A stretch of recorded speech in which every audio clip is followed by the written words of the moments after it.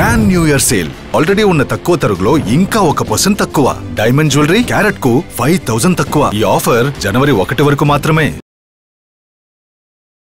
AP రాష్ట్రంలో మీరు ఇంతకుముందు అన్నారు జైలుకి పోయి వచ్చిన వాళ్ళు హీరోలుగా మారుతున్నారు, సొసైటీలో చాలా స్ట్రాంగ్ అవుతున్నారు.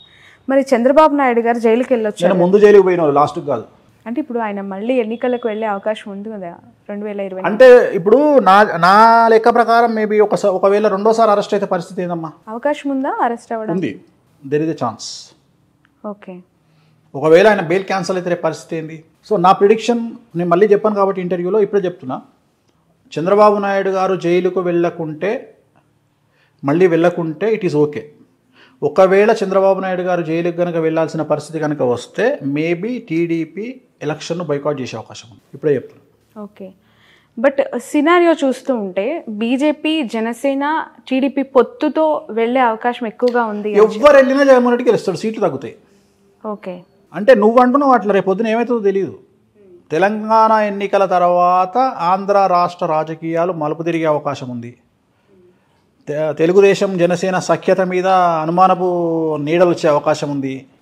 తెలంగాణలో బీజేపీతో జనసేనకు వచ్చినటువంటి రిజల్ట్ను బట్టి ఆంధ్రాలో టీడీపీ ఆలోచించే అవకాశం ఉంది. రెండోది ఏంటంటే చంద్రబాబు నాయుడు గారి కాంబినేషను,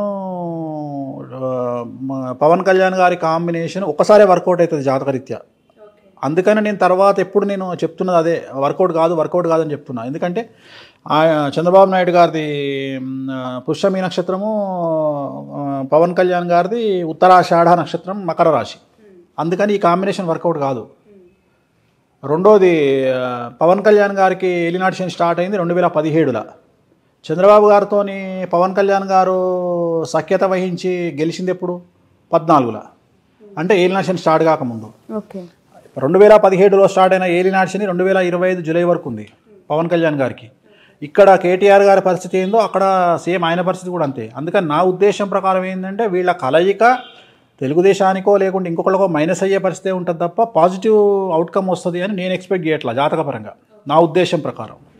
సో అందుకని రేపు ఏవైనా మార్పులు జరిగే అవకాశం ఉంది ఆంధ్రప్రదేశ్లో. ఓకే, సో ఇప్పుడు ఎన్నికలకి వెళ్ళే అవకాశం లేదు అని అంటున్నారు కదా, ఒకవేళ టీడీపీ వైదొలిగించుకునే అవకాశం కనిపిస్తుందా జనసేన? అదే చెప్తున్నా నేను అనే పాయింట్ ఏంటంటే చంద్రబాబు నాయుడు గారు ఒకవేళ మళ్ళీ జైలుకి వెళ్తే మొత్తం ఎలక్షన్ సినారియో మారిపోతుంది. ఇప్పుడు మార్చి ఎండింగ్లో ఎలక్షన్లు ఉంటాయి ఆంధ్రాలో, మే 1కు రిజల్ట్ వస్తాయి.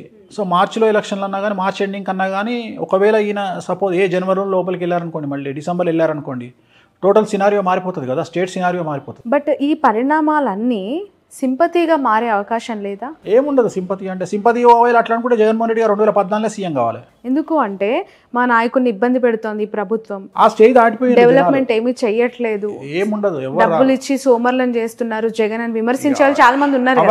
అవన్నీ మళ్ళా టైంపాస్ జాతకము. ఇప్పుడు తెలంగాణలో ప్రతి ఒక్కళ్ళు తెలంగాణ అభివృద్ధిలోకి వచ్చింది అని అనుకున్నప్పుడు మరి కేసీఆర్ గారు ముఖ్యమంత్రి కావాలి కానీ కాంగ్రెస్ ఎట్లయింది? ఓకే, అంటే ఒరిజినల్ ఊర్లలో ఉన్న పరిస్థితి, మామూలు పరిస్థితి, మనం మాట్లాడుకునే పరిస్థితికి చాలా తేడా ఉంటుంది. సో ఎప్పుడే కానీ ఓట్లు వేసేవాడు వచ్చి మాట్లాడు, ఓట్లు వేసేస్తాడు అంతే. ఎప్పుడే కానీ ఎవరు మాట్లాడతారు అంటే హైదరాబాదులో ఉండి ఎలక్షన్ రోజు కూడా ఓటీటీ కతుకుపోయి చికెన్ తెచ్చుకొని మందు తాగుకుంటూ టీవీలలో ఎంజాయ్ చేస్తారు కదా, ఓట్లు వేయకుండా, వాళ్ళు మాత్రమే మాట్లాడతారు. పల్లెటూర్లలో ఉండి ఓట్లు వేస్తారు కదా, వాళ్ళకి ఇవన్నీ తెలియదు, వాళ్ళు హ్యాపీగా వెళ్ళిపోయి ఓట్లు వేస్తారు. అది మొన్న వచ్చింది కదా హైదరాబాద్ ఓటింగ్, మొత్తం ఓటీటీలకు అతుక్కుపోయి కొత్త సిరీస్లన్నీ చూసుకుంటూ ఎంజాయ్ చేశారు కదా.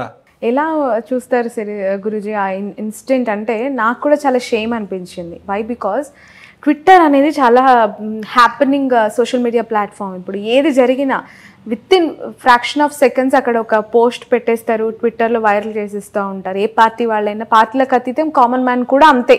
మా దగ్గర రోడ్ ఇట్లా గుంతుంది, మీరేం పట్టించుకుంటున్నారు అని చెప్పి పోస్ట్ పెడతారు, జిహెచ్ఎంసీకి ట్యాగ్ చేస్తారు, కేటీఆర్ గారు ట్విట్టర్లో ఎక్కువ రియాక్ట్ అవుతారు కాబట్టి ఆయనకి ఎక్కువగా పెట్టేవాళ్ళు ఇంతకుముందు. సో ఇప్పుడు ఎవరు పెడతారు అనేది అది వేరే విషయం అనుకోవచ్చు. బట్ ఆ రోజు దాదాపు 45% కూడా నమోదు కాని పరిస్థితి హైదరాబాద్లో. అప్పుడు కొత్త రూల్ పెట్టాలి, వాడు ట్వీట్ చేయగానే కింద వీళ్ళు ట్వీట్ చేయాలి, నువ్వు ఓటేషన్ స్లిప్ పెట్టాలి. ఇప్పుడు సీఎంఓ ఉంటుంది, తెలంగాణ సీఎంఓ ఉంటుంది కదా, ఇప్పుడు వాడు ట్వీట్ చేస్తాడు కదా, ఈ ట్వీట్ చేసే వాళ్ళంతా ఆల్మోస్ట్ ఆల్ సాఫ్ట్వేర్ వాళ్ళు అయి ఉంటారు నాకు తెలిసి. సాఫ్ట్వేర్ ఈ మోరీ ట్వీట్ చేయగానే వన్ ట్వీట్ కిందనే సీఎం వన్ ట్వీట్ చేయాలి, నీ ఓటర్ స్లిప్ పెట్టని. ఎందుకు ఇంత అనాసక్తి అంటారు ఓటర్స్లో హైదరాబాద్ వాసులకి ఎస్పెషల్? ఏం లేదు, ఇప్పుడు అనాసక్తి లేదు, పాడలేదు, దాన్ని ఒక సెలవు దినంగా ప్రకటించారు. ఓట్లు వేయాలి ఇవన్నీ కాదు, మాకు కొత్త ఓటీటీలా నెట్ఫ్లిక్స్లో ఏమొచ్చింది, డిజ్నీ హాట్స్టార్లో ఏమొచ్చింది, ఈరోజు మళ్ళీ వాడు మందు అంటుండే ఎలక్షన్ అని 2 రోజుల ముందే తెచ్చుకోవాలి మందు. అయితే ఇవైతే గుర్తుంటాయి, మందు తెచ్చుకొని పెట్టుకుంటారు, పెళ్ళానికి ఏం కావాలి, మొగనికి ఏం కావాలి, ఆ మందు ఇంట్లో పెట్టుకుంటారు, చికెన్ మళ్ళీ ఫ్రిడ్జ్లో పెట్టుకుంటారు, మళ్ళీ ఇవన్నీ రెడీ చేసుకొని పొద్దున్నే వండుకొని మంచిగా టీవీ ముందర కూర్చొని ఎంజాయ్ చేస్తాడు. సెలవు ఆ రోజంతా ఎంజాయ్ చేస్తాడు. అయితే సెలబ్రిటీల బాధ ఏంది, రాకపోతే ఏడిస్తారు కాబట్టి పొద్దున్నే 6 గంటలకు పొలవమంటూ సెలబ్రిటీలు అందరూ వచ్చి లైన్లో పడి ఆ ఇంకు చూపించి ఫోటోలు దిగాలి, అన్ని ఛానళ్ళకు ఇట్లా చూపించాలి.